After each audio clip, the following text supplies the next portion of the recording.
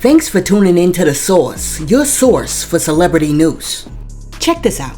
The other day, Donald Trump sat down and do an interview with black journalists. And during the discussion, Donald Trump questioned Kamala Harris's racial identity by saying, I don't know, is she Indian or black? Basically, Donald Trump said that when he first met her, she was Indian, but now, all of a sudden, abracadabra, bibbidi-bobbidi boop, and she's black. Watch this. I've known her a long time indirectly, not directly very much, and she was always of Indian heritage, and she was only promoting Indian heritage. I didn't know she was black until a number of years ago when she happened to turn black, and now she wants to be known as black. So I don't know, is she Indian or is she black? She is always identified as a black woman. She went to a historically black college. I respect either one, but she obviously doesn't. All right, so after Donald Trump said that, it sparked a debate online, and a whole bunch of people had something to say. For example, one person said, her dad is Jamaican, her mom is Indian. Kamala Harris is not African American. To which somebody else added, this is Kamala Harris and her mammy. She's not a black woman.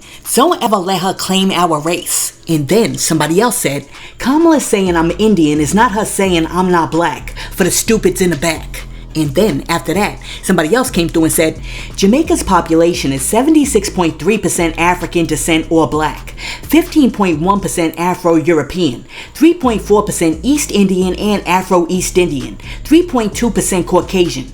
This is her father. Are you claiming he's not black? You're a whack job. Now, after that, somebody else came through in the comment section and was like, Kamala Harris is black. More importantly, remember these timely words from Toni Morrison. The very serious function of racism is distraction. It keeps you from doing your work. It keeps you explaining over and over again your reason for being. Somebody says you have no language, so you spend 20 years proving that you do. Somebody says that your head isn't shaped properly, so you have scientists working on the fact that it is. Somebody says that you have no art, so you dredge that up. Somebody says you have no kingdoms, so you dredge that up. None of that is necessary. There will always be one more thing. Listen, that's why I love Toni Morrison. Toni Morrison be getting deep. Alright, so in a last-ditch effort to once again prove the notion that Kamala Harris is not black, one person even went so far as to post Kamala Harris's birth certificate online. And on Kamala Harris's birth certificate, it says that her mother is Caucasian and her father is Jamaican. And I know, somebody's gonna come in the comment section like, Source, wait a minute, how is her mother Caucasian? Listen, in order to explain that, I would have to go into the entire history of British imperialism in Asia and India back in the day. And to be honest with you, I don't have time to be doing all of that. Anyhow, everybody's comments from Donald Trump's all the way through all of the people who came in the comment section just go to show that we have a few issues and misconceptions in America when it comes to racial identity. And some of us really don't understand what it means to be a black person living in America. So I'm going to give you guys a quick little quiz to see if you understand what it means to be black in America. Alright, so this is what I'm going to do. I'm going to post the pictures of some notable people in America, and I want you to tell me whether or not that individual is black. Alright, here we go. Frederick Douglass, Faith Evans, Booker T. Washington, Kamora Lee Simmons, Bob Marley, Barack Obama, Sade, and Kamala Harris. Which of the people that I listed below do you consider to be black, and which ones do you consider not to be black? Let me know in the comments, and while you're down there leaving a comment, be sure to like and subscribe to the channel. Now, the reason why I posted the pictures of each one of those people is because each one of those people is of mixed race. Alright, so let's break it down. In Frederick Douglass's autobiography, he clearly says that his daddy was a white man, and I quote, Frederick Douglass says, my father was a white man. Faith Evans' father is an Italian white man. Booker T. Washington's father was a white plantation owner. Bob Marley was born to a black Jamaican woman and a white British Army captain. Kamora Lee Simmons is the daughter of a Japanese mother and a black American father, and Kamora has explicitly said, I consider myself to be one of the black women in Fashion Week who made it. Barack Obama's father was a black man originally from Kenya, and his mother is a white woman. Sade's mother is a white woman from Britain, and her father is a black man from Africa. And Kamala Harris's mother is of Indian descent, and her father is a Jamaican American black man. So here's my question. How come Barack Obama gets to be black? Frederick Douglass gets to be black. Bob Marley gets to be black. Faith Evans gets to be black. Booker T. Washington is celebrated every Black History Month. Kimora Lee Simmons gets to say that she's black. Sade is considered to be a black artist. But the minute that Kamala Harris says that she's black, all of a sudden people are like, not quite sure. Really don't know whether or not she's black. What's up with that? Now, for all of those people out there who insist that Kamala Harris is not black, let me ask you a question. If I had Elon Musk make me a time machine and I put Kamala Harris in it and I sent her back to 1698 over there by Jamestown and dropped her off on the corner of Plantation Avenue and Stringham Up Street, do you think that when the slave master comes out of the house, he's going to look at Kamala Harris and be like, not quite sure if you're black, kind of giving off a little Indian to me, so you don't got to pick no cotton today? I don't think so. Her black behind is going to be right next to my black behind, which is going to be right next to your black behind and Barack Obama's black behind picking that cotton. And to set the record straight, Kamala Harris, who pledged to AKA, has always acknowledged both her African and Indian ancestry. Check this out. You see a lot when you're the firstborn. I saw my mother and how she worked hard, and she was full of pride and would never want anyone to ever pity her. She never complained about anything. But I also knew how she suffered. I knew how she stayed up late at night trying to figure things out. She was a brown woman with an accent. I remember going into, a store and us being followed. I remember how people would look at my mother and make certain assumptions about her intelligence or her capacity or her right to belong. As the eldest child, you see this. My mother was very well aware that she was raising two black girls to be two black women. And she did that instilling in us pride in our culture and cultures, always knowing that we would face all kinds of obstacles, but she never let us believe that anything could get in the way of our dreams or pursuits. My sister Maya is 2.5 years younger than me. So at the age of 2.5, I was told, look after your sister. And it is something that is very much a part of just who I am, which is that look after those who need your support or need your help. And that has been what has motivated me to do the work I've done, to look after and protect people. All right, so let me be very, very clear. I am not over here trying to sway your vote, because I know somebody's going to come in the comment section like, Sauce, you so biased. You can't stand Donald Trump and Shady Vance. Listen, maybe not, but that's not what this video is about. This video is trying to figure out why so many people don't understand that Kamala Harris is black. Now, one person who knows that Kamala Harris is black, but still has a problem with her because she feels that Kamala Harris is not black enough, is Amanda Seales. Check out what Amanda Seales had to say when she was talking about the day that Kamala Harris summoned her to her office. I don't need politicians to state things. I need politicians to do things. When I met with Kamala Harris after she summoned me, I said to her straight up, you talk out two sides of your neck and we don't know what you're talking about. I wouldn't be surprised if it's Kamala Harris who's trying to shut me the fuck up. Because I told her straight up that I feel like she is disingenuous in her messaging. And she said to me, well, you're being too critical. And I said, I am a voter. I'm supposed to be critical. That's my job.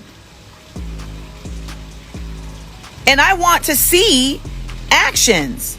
She said, well, how am I supposed to talk about racism in America without calling Americans racist? I said, well, first of all, there are many racist Americans. But there's also policy, legislation, institution, and systems that are racist that need to be addressed. They need to be addressed. And if you're not going to do that in an actualized way and in a loud, bold way, people will never really know where you're coming from. Well, you can't tell me how I feel. So I'm not telling you how you feel. I'm telling you how you sound. I'm telling you how you sound. Okay?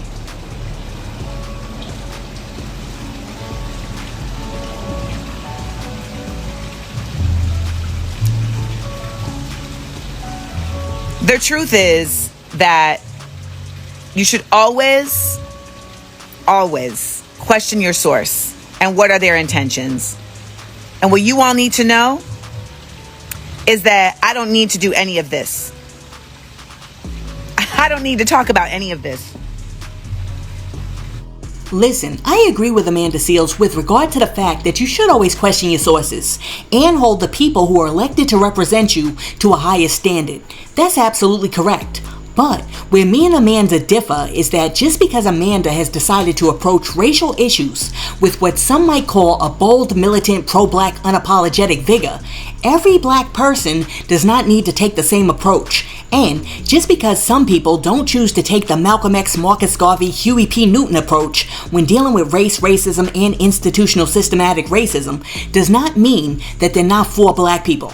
As a matter of fact, I think that one of Amanda Seales' problems is that Amanda Seales does not seem to know how to code switch, which is why, although she's made a major platform for herself in the black community, she's never going to be invited into some white spaces where policies are being made.